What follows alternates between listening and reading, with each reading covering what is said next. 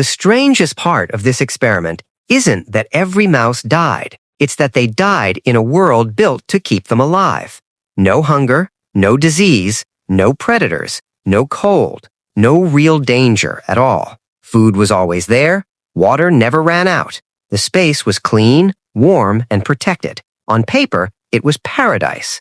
And somehow, paradise turned into extinction. This was Universe 25. In 1968, researcher John B. Calhoun placed 8 mice inside a sealed laboratory world in Maryland.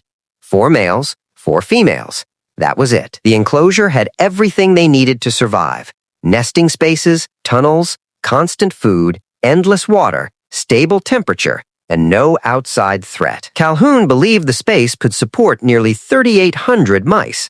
So at first, nothing looked wrong.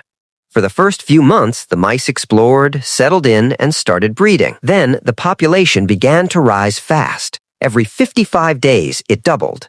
Soon, there were hundreds of mice packed into the enclosure.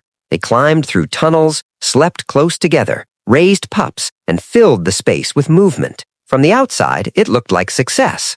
Honestly, if someone had shown you only the numbers, you'd think the experiment was working perfectly. But Calhoun was not watching the numbers anymore. He was watching what the mice were becoming. And that's where the real collapse began. As the colony grew past 600, something strange happened to the younger males. In the wild, young males leave crowded areas. They find new space. They compete. They build their place in the group. But inside Universe 25, there was nowhere to go. Every territory was already taken. Every social position was already filled. Every path forward was blocked before they even started. And when that happened, the mice didn't just become crowded, they became lost. Some males drifted into the center of the enclosure and stayed there. They slept in piles, wandered without direction, and barely reacted even when attacked. That detail is hard to ignore. A mouse gets attacked and does almost nothing.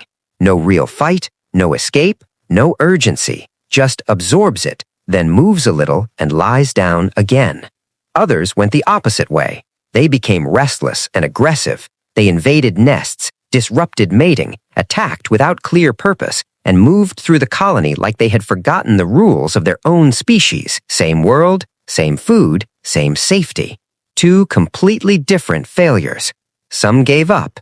Some lashed out. Calhoun had seen this kind of breakdown before in earlier rodent experiments. He called part of it the behavioral sink, not because the mice were starving, because their social world had started rotting from the inside.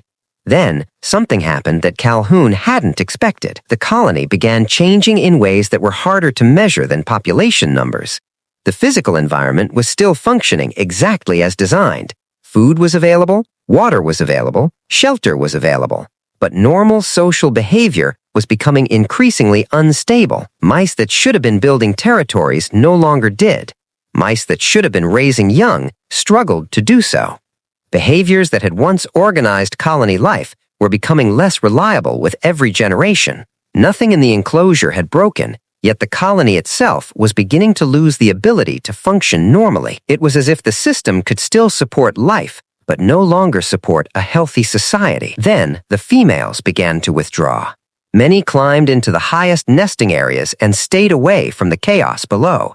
They stopped engaging, stopped reproducing, stopped participating in the life of the colony. And the mothers who kept trying began to break under pressure. They were nursing pups in a world where nests were constantly disturbed and normal protection had collapsed. Some abandoned their babies, some moved them around and lost track of them. Some seemed unable to recognize their own pups anymore. In the worst areas, most newborns never survived long enough to grow up, and then something even stranger happened. The surviving pups were not growing up around healthy adults anymore. Think about that for a second. Every generation learns behavior by watching the one before it. But what happens when the examples are already broken? Some grew up watching males that had stopped competing. Others grew up around mothers that could barely care for their young. Many never experienced the normal social patterns that had guided mouse behavior for generations. The colony wasn't just losing mice anymore, it was losing knowledge. The rules were disappearing. And once that started happening, The next stage of the experiment became almost impossible to stop. Then came the strangest generation of all, the ones Calhoun would never forget. They were born into a world where everything was already broken. No stable order to copy, no role waiting for them, no clear way to belong. But they did not grow up wild or violent. That would have made more sense. Instead, many became quiet. Too quiet. They didn't fight. They didn't compete. They didn't mate. They barely interacted with other mice at all. They ate, they slept, and they groomed themselves again and again. Their fur stayed perfect because they avoided almost every conflict. No scratches, no roughness, no signs of struggle. From the outside, they looked like the healthiest mice in the whole colony. That's what makes them so creepy. They looked fine, clean, calm, beautiful, but they had stopped doing the things mice are supposed to do. No mating, no parenting, no territory, no future. Calhoun called them the beautiful ones. And once they appeared, the colony was already finished. Not officially, not immediately, but functionally. Because a society can survive noise, conflict, and pressure, it cannot survive a generation that has quietly opted out of continuing it. By day 560, Universe 25 reached its peak, about 2,200 mice. Then, growth stopped. The final successful conception happened on day 920. After that, no real future entered the colony again. The remaining mice kept living for a while. They ate, they slept. The beautiful ones kept grooming. The isolated females stayed away. The aggressive males kept disturbing a world that was already ending. And slowly, one by one, they died. The last mouse died in 1973. When people heard about Universe 25, many turned it into a simple lesson. Too much comfort makes society weak. It sounds clean, easy, almost satisfying, but it's not really what Calhoun believed. His conclusion was more uncomfortable. The colony did not collapse because life was easy.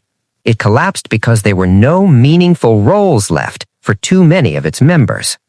The mice had survival, but they lost participation. They no longer had a place that needed them, no responsibility that pulled them forward, no role that made their existence matter inside the group. And that is a much darker idea. Because hunger is obvious, disease is obvious, violence is obvious, but a society losing meaning can look normal for a long time. It can look clean, it can look safe, it can even look successful from the outside. That is why the beautiful ones are the part people remember. They were not starving, they were not injured, they were not trapped in visible pain, they were physically fine, and still, something essential had switched off. Calhoun later described the collapse as two deaths. First came the death of the spirit, then came the death of the body, and the second one only arrived after the first one had already done its work. But here's the part most people leave out. Calhoun was not just warning that society would collapse. He was trying to understand how collapse could be prevented. He believed humans had one advantage the mice did not. We can redesign the world we live inside, not just physically, but socially. We can create new roles, new responsibilities, new ways to matter, new reasons for people to feel needed instead of invisible. He called this ideational generativity. A heavy phrase, yes, but the idea is simple. When physical space runs out, meaning still has to expand. That may be the real lesson of Universe 25. Not that comfort kills, not that abundance is dangerous by itself, but that survival is not enough. A full stomach is not the same as a reason to wake up. Safety is not the same as belonging, and looking fine from the outside does not mean something inside is still alive. The mice could not rebuild their world. They could only live inside the one Calhoun gave them. That is the difference. And maybe that is why this experiment still feels disturbing decades later. Because it is not really about mice dying in a cage. It is about a society that had everything needed to survive and still lost the will to continue.